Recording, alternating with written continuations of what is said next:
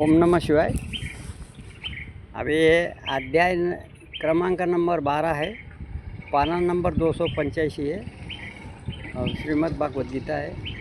अभी इसमें लिखा है क्या क्या लिखा है मालूम? ये श्लोक क्रमांक नंबर 5 है। अभी इसमें लिखा है क्लेशो। क्लेशो यानी कि एक वचन नहीं है, बहुवचन है। क्लेशो, क्लेश यानी कठिन। कठिन क्या हो जाता है? क्लेशो अधिकतर तेषाम अव्यक्तासक्त चेतसाम अव्यक्ता ही गति दुखम। अव्यक्त है उसको दुखम देहवधि अवाप्यते, मतलब उन सच्चिदानंद, क्या लिखा है, सच्चिदानंद घन निराकार ब्रह्म में आसक्ति चित्त वाले पुरुषों के साधन दिया है। देखो, ज़्यादातर जिसको मुक्त पाना है, मुक्त होना है, महर्षि पतंजलि योग सूत्र बुक लाइए, उसमें पढ़िए। और ज़्यादातर चैनल कौन से देखने के? सर्वज्ञ भूषण, प्रयागराज, दारागंज गली, और चैनल का नाम है चंद्रा इंडस्ट्रीज। फिर बजरंगी सर है, फिर अरुण पांडे है। यह प्रयागराज से सीधा प्रसारण होता है, वहीं देखना, तब जाके कहीं मुक्त हो गए। ज़्यादातर तत्वों का ज्ञान ज़्यादा होता है उसमें, और इसके बारे में बहुत लिखा है। ऐसे तो बहुत शास्त्र है, न्याय दर्शन है, मीमांसा दर्शन है, वैदिक दर्शन है, वैशेषिक दर्शन है। 6 दर्शन माने जाते हैं, उसमें सब लिखा है। उसमें से योग दर्शन तो होना, योग यानी कि जोड़ना, जोड़ता है वो सारा इंद्रियों को जोड़ता है। जैसे साधन क्या क्या होना चाहिए? साधन ये दिया गया है, कितने साधनपात, फिर समाधिपात, फिर विभूतिपात, फिर कैवल्यपात। ये चारों पादों में 195 सूत्र लिखे गए हैं, महर्षि पतंजलि योग सूत्र। उसको पढ़िए, रोज़ पढ़िए, रोज़ एक बार पढ़ना चाहिए, रोज़ एक बार पढ़ना चाहिए और सत्संग सुनना चाहिए, तब जाके कहीं मुक्त मिलता है। मुक्त कोई ऐसा थोड़ी वस्तु थोड़ी है कि किसी को दे दे। नहीं नहीं, स्वयं से मुक्त पाना पड़ता है। बहुत अभ्यास करना पड़ता है, बहुत रटना पड़ता, बहुत तपन करना पड़ता है, तप करना पड़ता है, तब। और बिना मांगे मिलता है वो, ऐसा मांगने से नहीं मिलता है। बिना मांगे अंदर से ही पाना पड़ता है वो, कोई देता नहीं है। मुझे भी कोई दिया नहीं है, स्वयं से पाया है। मांगा नहीं था, बिना मांगे मिला। कब मिला मेरे को ये भी नहीं पता, कोई दूसरा विद्वान बताया था, यही 26वें साल में, फरवरी में। अब इसे साधन में अब परिश्रम करने का, क्लेश में ज़्यादा परिश्रम करना चाहिए। परमेश्वर का श्रम यानी कि आश्रम रहित पढ़ना चाहिए, विशेष है।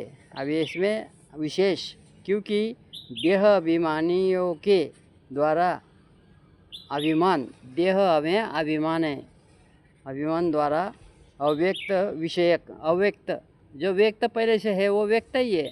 अव्यक्त जो होता है आसक्ति में सारे कार्य होते हैं।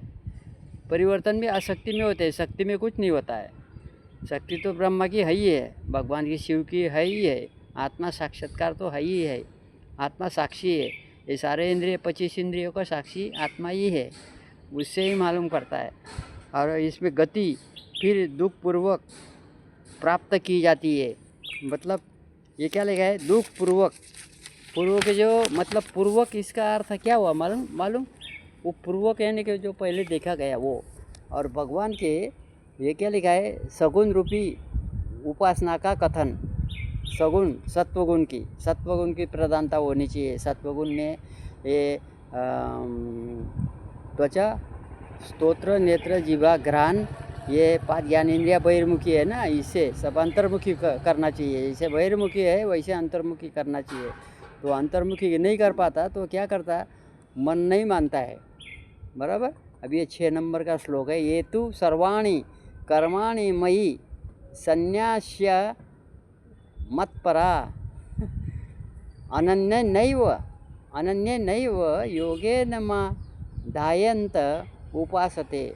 म्हणजे ये क्या लिखा है?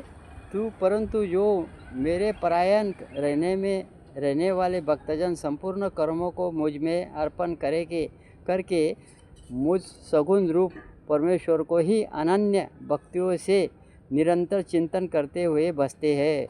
उसकी चिंतन करते हुए नाम रटने का है, उसको ही अर्पण कर देने का है। कर्म करने वाला तू ही है, ऐसा मुझको ही, उसको भगवान को ही अर्पण कर देने का। तेरे सिवाय ये कर्म होने वाले नहीं, बराबर।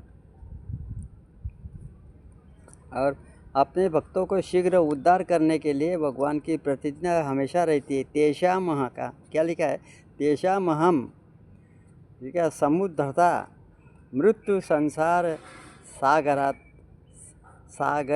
सागरात भौमि नचिरात्पर्थ मैया वेशित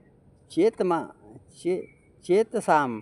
अभी इसमें लिखा है, ये अर्जुन, उन मुझ में चित्त लगाने वाले प्रेमी भक्तों का अहम, जो मैं है ना, मैं ये नहीं माया, मैं शीघ्र ही मृत्यु रूप संसार समुद्र से उद्धार करने वाला हूँ, बराबर। ये लिखा है उसमें, उद्धार वही करते, समुद्र से पार लगाने का काम कौन करता?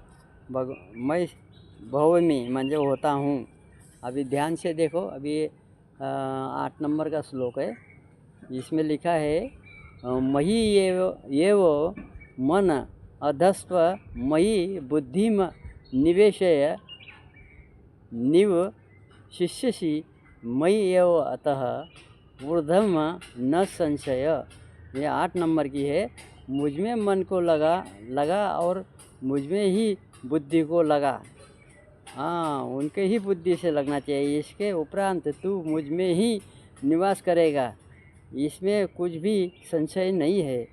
कितना अच्छा लिखा है, वाह वाह। 8 नंबर ये भागवत गीता का है, बड़ा अच्छा है। ओम नमः शिवाय। लाइक कीजिए, शेयर कीजिए, कमेंट कीजिए।